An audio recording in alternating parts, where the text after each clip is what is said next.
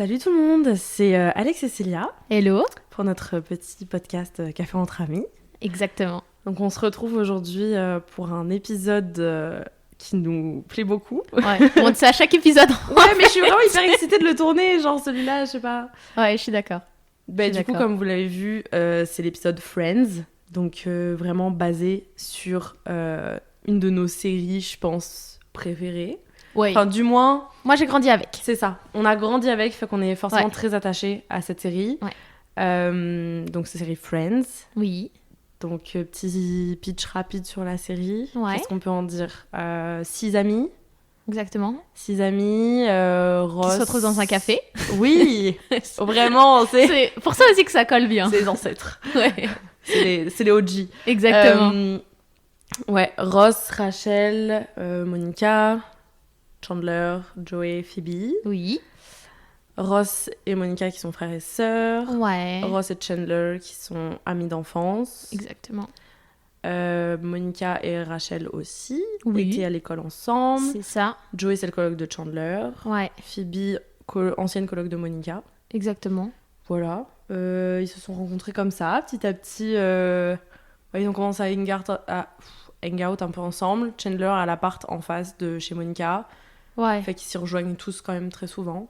Oui, c'est ça. C'était avant le Central Perk et du coup, leur café, c'était un bar. Oui. Donc, quand ils étaient jeunes, parce qu'ils habitent à New York J'avais aussi. oublié ça. Ils habitent à New York. Oui. À Manhattan. Oui. Et donc, ils avaient commencé à sortir tous ensemble au bar. Et ensuite, un peu après, le bar s'est transformé en café. Et donc, on suit un peu, on va dire, à partir de leurs 25 ans. Là où, pour certains, tu commences un peu plus à te poser. On va voir que c'est synonyme de oui et non et qu'il n'y a pas de limite de temps. Mais j'ai un peu ça la vibe. Maintenant, ils sont posés au café, quoi. Ouais, c'est ça. On les suit un peu à travers leurs aventures. On a Ross qui a fini son doctorat, qui travaille. Oui, le paléontologue. On a Monica qui n'a pas encore lancé son business. Enfin, voilà, ça marche. Elle est chef quand même bien. dans une cuisine quand on la voit au début. Mais c'est un peu compliqué. Elle change quand même beaucoup de boulot. Enfin, tout au long, ouais. Phoebe, personnage un peu éclectique qui, elle est masseuse. Elle est masseuse, ouais. Puis en même temps, elle chante. Du début à la fin, j'ai un doute. Mais oui, c'est ça. pratiquement. Comme elle tout le temps. Ouais. Rachel qui, elle, est fille à papa en arrivant. Elle a fui son mariage parfait qui lui aurait donné la vie de rêve avec de l'argent. Ouais. Puis justement, on va voir que ses amis l'épaulent beaucoup dans un choix qui est de se détacher financièrement de sa famille pour vivre par elle-même et faire ses propres choix. Trouver ce qu'elle veut faire aussi, parce qu'elle savait pas du tout ce qu'elle veut faire. Elle a jamais fait d'études, donc elle part vraiment de nulle part. Et en fait, c'est beau de voir comment ils se sont épaulés, entourés. On a Joey qui passe énormément de casting pour être acteur. C'est un peu un acteur raté entre guillemets. Dans l'idée, c'est un peu ça quand même. Ouais. Il a un petit truc qui fonctionne bien. Ouais. Donc, c'est ça. The Day of Our Lives, c'est ça. Ouais, les jours de notre vie, oui. Ouais. Et puis après, du coup, Chandler, on sait jamais. On n'a jamais non, vraiment on n'a jamais compris, mais Chandler. il est un peu, je pense, dans la finance, compta finance, gestion de portefeuille, gestion de peut-être. portefeuille, ouais, peut-être, quelque chose comme ça. Mais c'est ça, donc lui, c'est plus terre à terre, et puis comme tout au long de la série, à part à la fin où il va dans la pub, mais en soi... Oui, c'est vrai, après, il change de domaine d'activité. C'est ça. Mais en fait, pour résumer, on suit un groupe d'amis tout au long de leur vie, au moins jusqu'à leurs 35-40 ans pour certains, de 25 à 35-40 ans. Et en fait, c'est hyper cool parce que tu les suis, tu vois leurs déceptions amoureuses, leurs déceptions amicales, leurs engueulades, mais tu vois aussi que c'est un groupe qui se soutient. Surtout dans les envers épreuves, et contre là. tout. Ouais, c'est ça. Surtout dans les épreuves, surtout dans tout ça. Et en fait, puis c'est drôle aussi, là. C'est quand même une sitcom. Moi, j'adore. Ouais. J'adore, j'ai commencé à apprendre l'anglais avec ça. Mon père a vécu aux US. Il y a acheté les cassettes de la série. Ah ouais, du coup, chez moi, on se servait du lecteur de cassettes uniquement pour regarder Friends en anglais, parce que du coup, il l'avait acheté aux US, donc il n'y avait que l'anglais. Ouais, non, c'est vrai que je le regardais moi en français à la télé, ce qui passait là. Et du coup, vraiment, mes souvenirs d'enfance, là, c'est quand mon père, des fois, c'était rare, mais il mettait Friends à la télé avec les cassettes, et vraiment, j'adorais. Je regardais tous les épisodes qui passaient totalement pas dans l'ordre à la télé. C'est rare que ça passait dans l'ordre à l'époque. C'est très rare que ça non, c'était vraiment... Et c'était génial. Et moi, j'ai commencé comme ça. Et cette série, je l'aime d'amour. Plus je grandis, plus je peux voir des trucs. Mais en fait, ça commence dans les années, quoi. C'est quoi, 95 pour moi c'est on les suit de 95 à 2005. 94 à 2004, je crois, quelque chose comme ça. Ah oui, je crois que t'as raison. Donc en fait, nous... même si on est né en 2000 et 2001 respectivement, moi ça me rappelle un peu quand même l'enfance, tu vois les vieilles voitures dans New York, moi je sais que les années vraiment, 90. c'est la série avec laquelle j'ai grandi et je trouve ça hyper pertinent de nous voir évoluer à travers la série et de voir, comment dire, plus je grandis, tu sais, plus je vois la série différemment, je vois les relations différemment. Puis il y a plein de trucs qu'on n'avait pas catché au début, qu'on n'avait pas capté, que maintenant en fait, on capte. c'est comment tu peux redécouvrir la série à chaque nouvelle étape de ta vie ou en grandissant, en évoluant. Je trouve ça vraiment... c'est une série, c'est une comfort série, quoi. Elle vieillit jamais, cette série. Mais après, il y en a beaucoup qui vraiment ne catchent pas du tout le truc, hein. Il y a beaucoup de gens qui cachent pas la vibe. Dans mon entourage, ceux qui n'aiment pas, c'est parce qu'en fait, ils aiment pas les rires en off. Et je peux comprendre parce que c'est particulier, tu vois. Faut vraiment...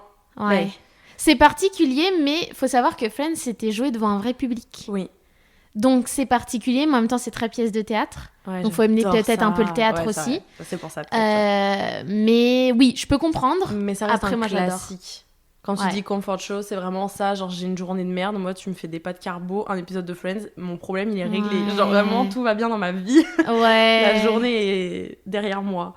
Non, donc, puis c'est une belle... Aussi, c'est une belle mise en avant. Non, je sais pas ça que je voulais dire, mais on voit une belle amitié. Des belles amitiés, même. Ouais. C'est quand même un... Vraiment. Parce que le truc de groupe, je pense qu'on a toujours un peu voulu tous avoir un groupe d'amis et tout. Donc, on peut comprendre que qu'on a envie d'en avoir un, mais c'est vrai que ça arrive pas toujours d'avoir un groupe d'amis ou t'es obligé de t'en séparer. Des fois tu penses en avoir trouvé un, mais t'es obligé de t'en séparer. Ouais, des fois c'est temporaire parce que au début tout est beau, tout est rose, puis au fur et à mesure, justement à travers les épreuves, à travers t'apprends à connaître les vraies personnalités, les conflits, les désaccords, on voit aussi dans la série, il y a Ross et Rachel qui se mettent ensemble, se séparent, se mettent ensemble, se séparent. Oui. Il y a un truc où forcément quand t'as un groupe d'amis, quand il y a des relations, des attirances, des non-dits, enfin tout peut vite s'engrainer et ça peut vite partir en cacahuète en fait, ça peut vite dégénérer et des fois on peut choisir de s'éloigner du groupe ou ce genre de choses et c'est vrai que faire perdurer un groupe c'est jamais évident et eux ils arrivent plutôt bien à le faire. Ouais, surtout dans les périodes où t'as beaucoup de changements parce que comme tu disais ils sont pas fixes sur leur carrière. Il y a aussi des changements amoureux qui font que ça peut éloigner, ça peut ne pas éloigner. Après, je pense que c'est une belle leçon une belle leçon à retenir, c'est que si si vous correspondez, le groupe, puis que vous vous soutenez énormément dans les épreuves, en fait, ça peut marcher. Je pense que c'est aussi quelque chose que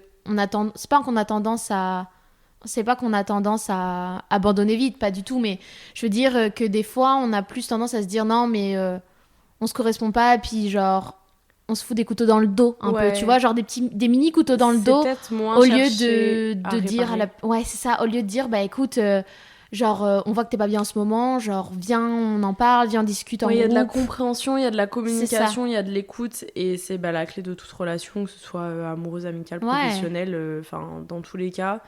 Ce qui compte, c'est que dans leur amitié, c'est ça, c'est que les deux parties à chaque fois, peu importe le duo qui peut être en conflit ou autre, les deux de chaque côté sont dans la volonté de résoudre le problème, ils prennent pas parti, mais ils soutiennent les deux.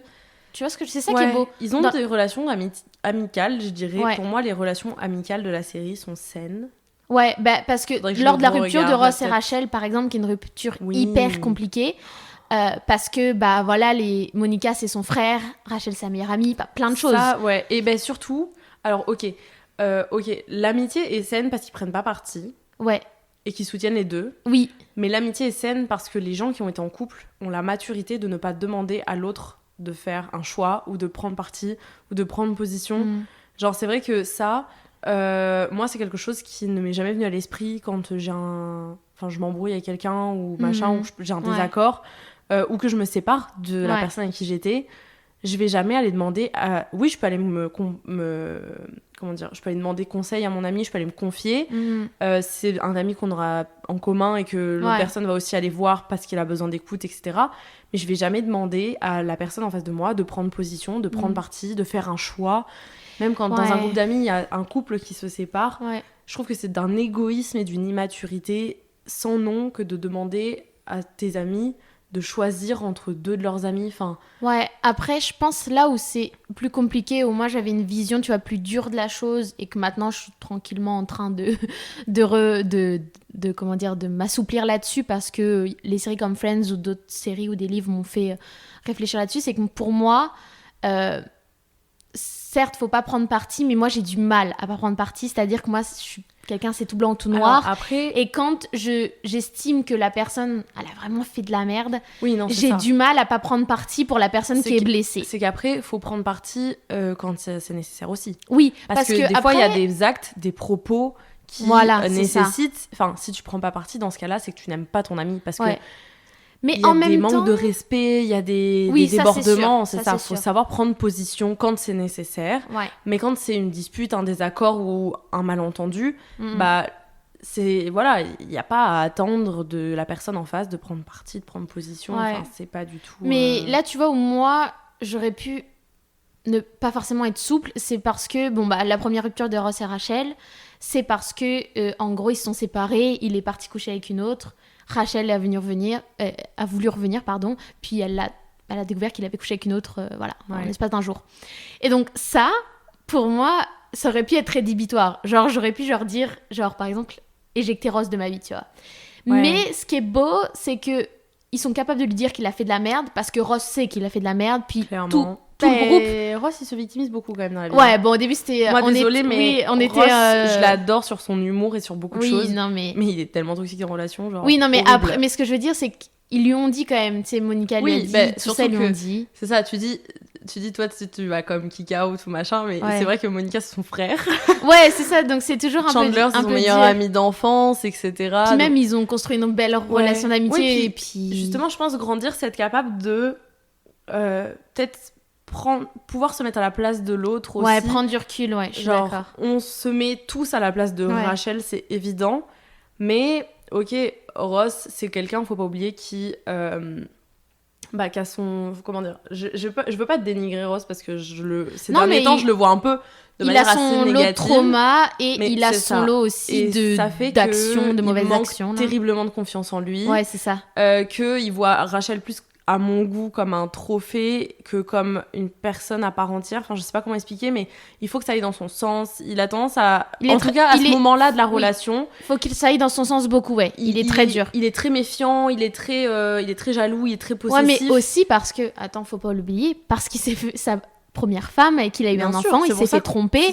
Et la femme... Et sa première femme, du coup, elle est lesbienne. Pour avoir un gosse. Voilà. Mais après, c'est vrai que c'est pour ça, on dit il a son lot de trauma et tout, mais à ce moment-là de la relation, il est hyper toxique. Ah bah oui. Et il faut comprendre que quand Rachel, par rapport à avant, elle prend vraiment position pour elle. Ouais. C'est-à-dire qu'elle se dresse pour la première fois vraiment devant lui en lui disant « Je ne cesserai pas de faire ce que j'aime pour toi. Ouais. J'ai trouvé ma voie, je suis bonne dans ce que je fais et j'ai envie de croire en moi et je veux garder ça dans mon quotidien. » Et en fait, à ce moment-là, je pense qu'il y a une part de lui qui a peur de la perdre et qui est frustré de la situation parce que comme il n'a pas confiance en lui, il se dit que maybe vu que dans le passé, elle l'a rejeté et qu'elle était... Enfin, pas rejetée, mais... elle l'a rejeté, là, lui, il est amoureux d'elle depuis son gamin, elle, c'est pas du tout le cas. Donc c'est pour ça, il y a ce truc-là qui fait que, à ce moment-là, sous le coup de la colère, de l'énervement, de la frustration, je peux pas comprendre spécialement, mais je peux essayer d'imaginer qu'on puisse potentiellement faire le move qu'il a fait. Ouais.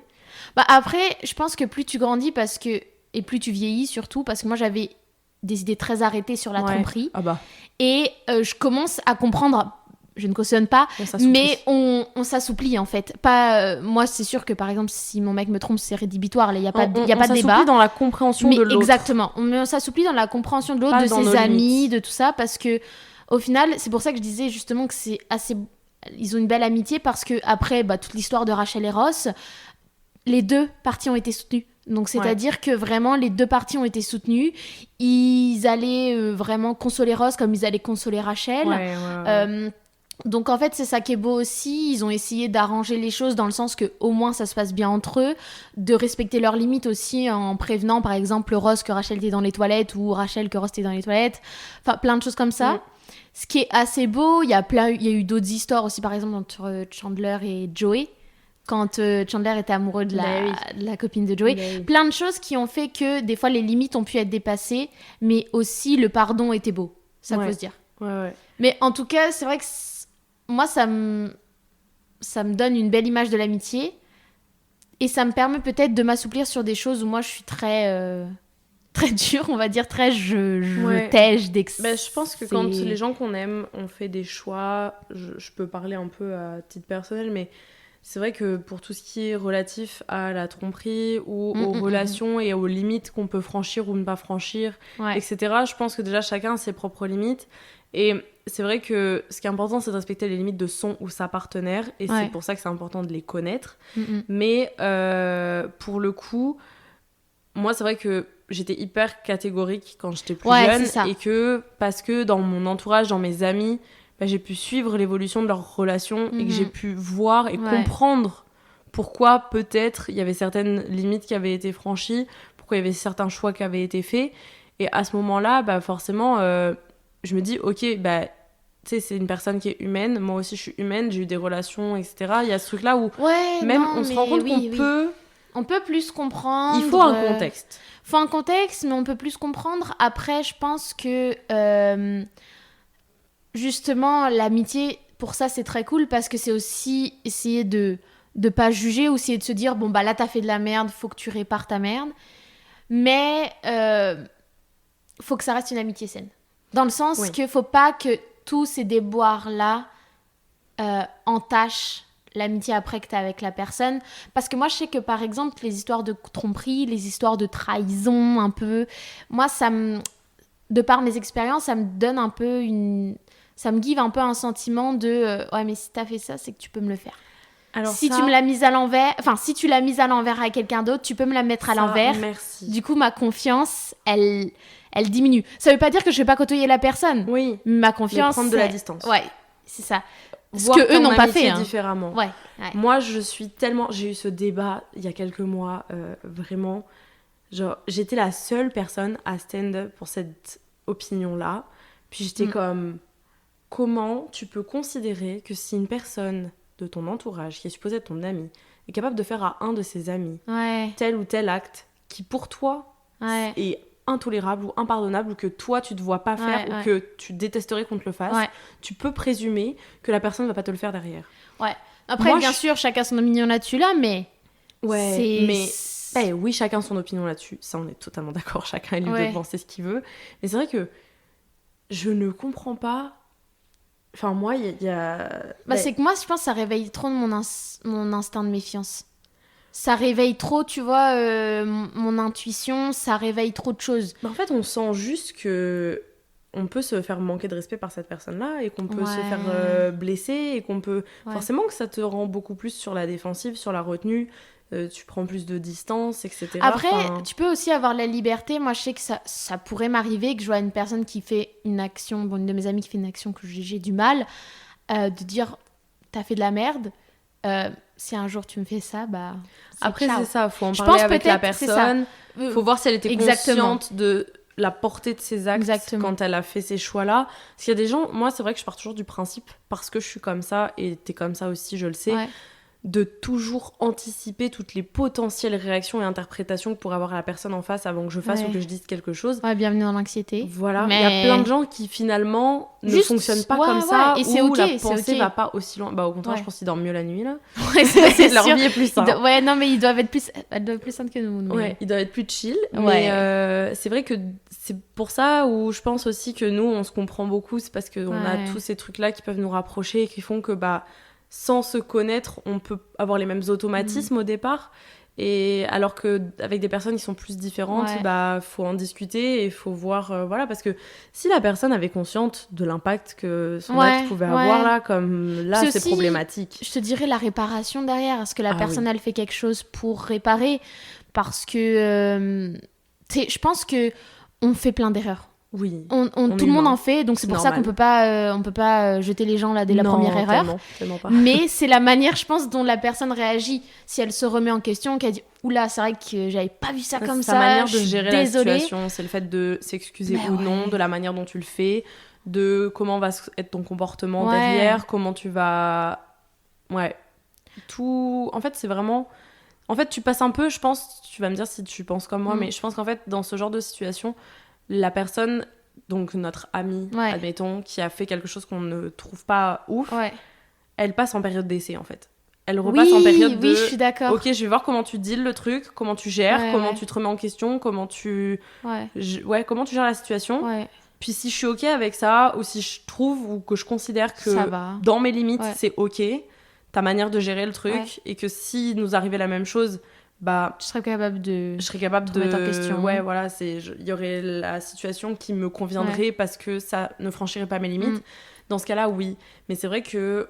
On va beaucoup parler, je pense, dans nos podcasts de respecter ses propres limites. Mais c'est ça.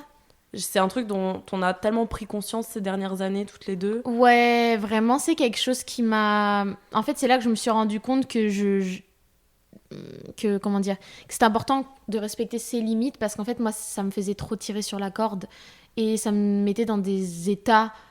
mentaux très compliqués parce que pareil tout le temps en train de réfléchir, tout le temps en train de se mettre la pression sur les relations et je pense que c'est ça aussi, c'est faire attention à la pression qu'on se met parce que le problème c'est que bon on vous parle de limites bien entendu mais ça doit venir naturellement les limites, c'est-à-dire que c'est pas des choses auxquelles vous devez penser pendant des mois mais ça doit venir naturellement. Si vous voyez quelque chose qui vous trigger, quelque chose qui vous dérange, parlez-en à votre pote, parlez-en à votre ami, dites-leur là, je t'avoue que moi j'ai eu du mal avec ça, mais toi c'est parce ok. Que mais l'amitié c'est ça aussi, c'est être capable de se dire les choses. Ouais. Moi, j'ai toujours dit à mes amis, moi je préfère qu'on me dise les choses même s'il n'y a pas de forme et que sur le moment ça fait mal.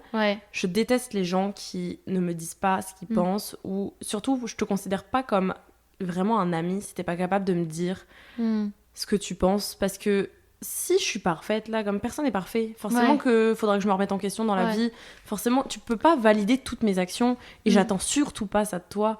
J'attends de la remise en question, j'attends des ça dépend ce que t'attends d'un ami. C'est ça. On en revient à ça aussi. Oui, c'est vrai. Ce sera, je pense, de toute façon, l'amitié, là, on va forcément faire plus d'un épisode parce que je pense qu'on aura beaucoup de choses à dire. Mais on en a carrément oublié de faire le review café, donc on fera à la fin. C'est ce que j'étais en train de me dire. Mais c'est vrai que, pour le coup, l'amitié, dans ma perception des choses, c'est vraiment s'épauler, se soutenir, se dire les choses. Même si des fois, c'est l'ami en question qui a fait des erreurs et qui a fait des mauvais choix. Et que derrière, la conséquence, c'est que, par exemple, sa relation amoureuse s'arrête, qu'il perd des amis, qu'il perd un travail. Être ami, c'est être capable de dire à la personne, toujours dans ma conception des choses... ok, qu'est-ce que tu aurais pu faire différemment? C'est pas forcément... Faut pas être accusateur. Enfin, si la personne est déjà en train de s'auto-flageller elle-même, là, comme tu vas pas en rajouter une couche, ça n'a aucun intérêt. Mais c'est d'aider la personne et de l'amener à réfléchir à, ok, pourquoi elle a fait ces choix-là? Qu'est-ce qu'elle aurait pu faire différemment? Comment est-ce qu'à l'avenir, elle va gérer ce genre de situation? Puis, la pousser à toujours se remettre en question, à se challenger, à faire et les accompagner dans ces choix-là. Je sais que, admettons, un changement pro ou quelque chose comme ça, Non, mais on va connaître plein de changements dans notre vie. Ouais. Dans tous les cas, la Clairement. vie est faite de plein de changements, de tests, on va dire. Et c'est ça que c'est comme ça, que tu testes ton amitié aussi. Après, moi, tu veux, pour... te contredire un peu là-dessus, parce que moi qui ai des problèmes de communication, dire les choses à quelqu'un, ça peut être un gros trigger pour moi. J'apprends à de plus en plus le dire à mes amis, j'apprends à plus en plus... Quand tu vas me donner une situation, là, je vais être honnête, là, tu vas me dire, ok, j'ai fait ça, je vais te dire, je t'avoue que là, moi, j'ai du mal avec ça, mais juste dire à la personne... C'est quand la personne se remet déjà en question, c'est plus facile à lui dire effectivement, là, voilà.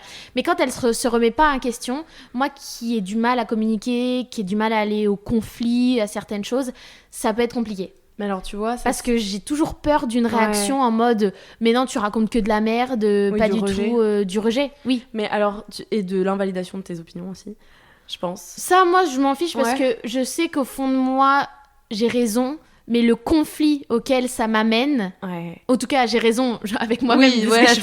T'es d'accord avec toi-même. Ouais, exactement. C'est ça qui est important. Mais le conflit que ça amène, ça me trigger beaucoup parce que je me suis beaucoup retrouvée dans une situation où j'avais l'impression d'être une grosse folle parmi tout un groupe, parmi tout ça. Et l'avantage, par exemple, dans Friends, dans d'autres séries qui donnent une belle conception de l'amitié, c'est qu'il n'y a pas ce truc-là de passer pour une folle. Mais moi, je me suis beaucoup sentie comme ça. Non, mais je te comprends totalement. Et c'est vrai que pour moi, c'est jamais facile de dire les choses non plus. Faut que je me sente à l'aise avec la personne. Et c'est pour ça que je fais toujours aussi attention à la manière dont je l'amène. Mais c'est vrai que moi, c'est pour ça que vu que je sais comment moi, je peux me sentir à l'idée de devoir dire les choses à mes amis... Même si quand je te considère comme mon ami, c'est qu'en général, ce cap-là, on l'a franchi, je peux te dire les choses. C'est vrai que l'une des premières choses que je dis, je pense, quand je rencontre quelqu'un avec qui je sais que je vais être amie ou quoi, c'est n'hésite pas à me dire les choses cash, telles qu'elles sont. Genre, je vais jamais le prendre mal. Genre, oui, sur le moment, ça peut me blesser ou je peux me braquer. Mais sache que c'est juste le temps que j'avale la pilule puis que je prenne du recul sur la situation. Mais jamais, au grand jamais. Enfin... Si c'est pas dit méchamment, là, c'est la personne veut juste ton bien. Je veux dire, si c'est pas juste pour blesser...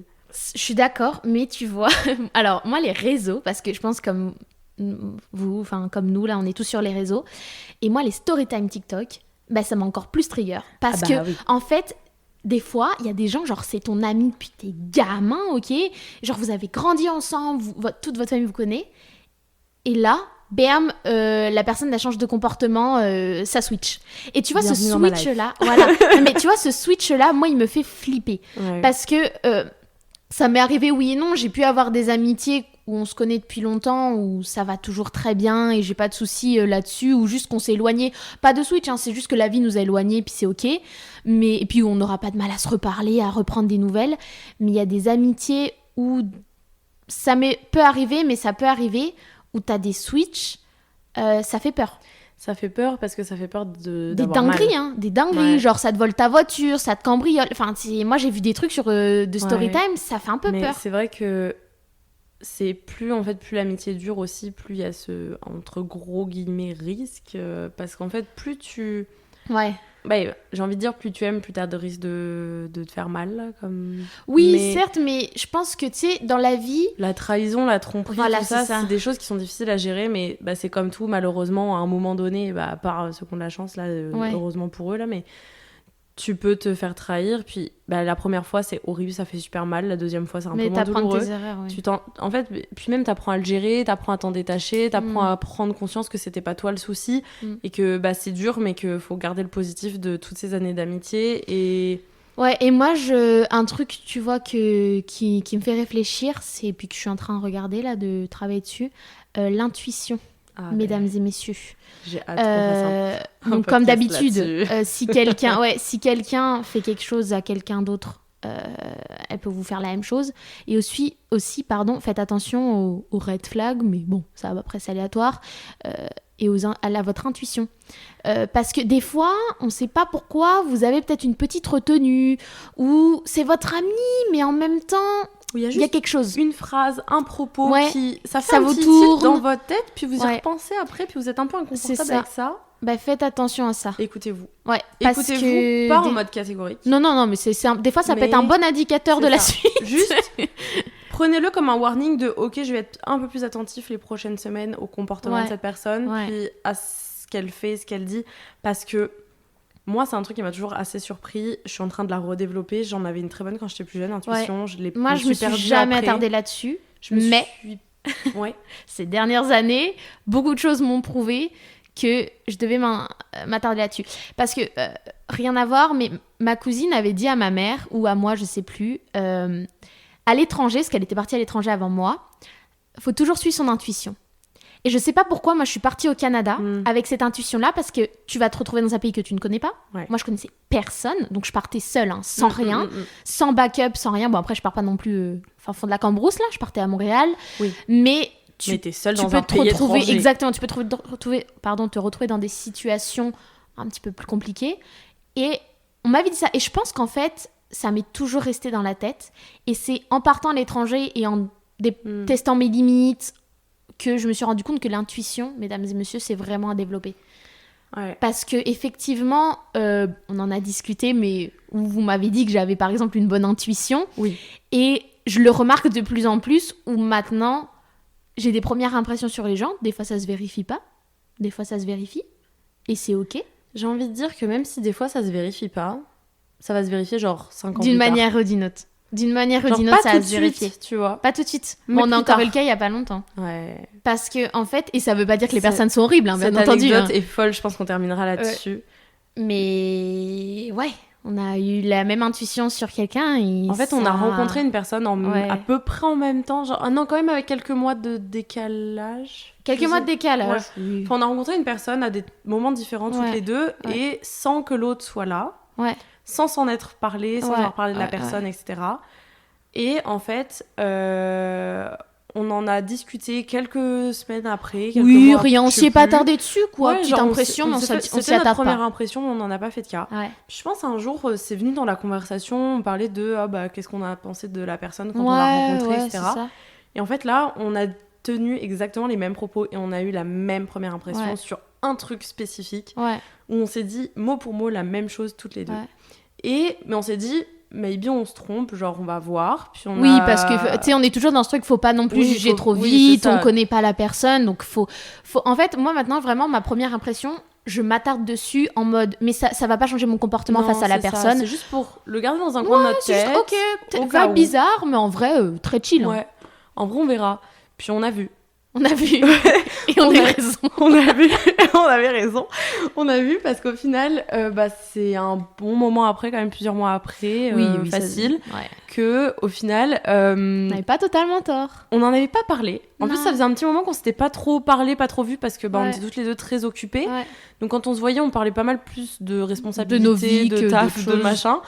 Ouais. Et puis un jour, moi j'ai un feeling mais tellement intense, genre ça me chope aux tripes quoi.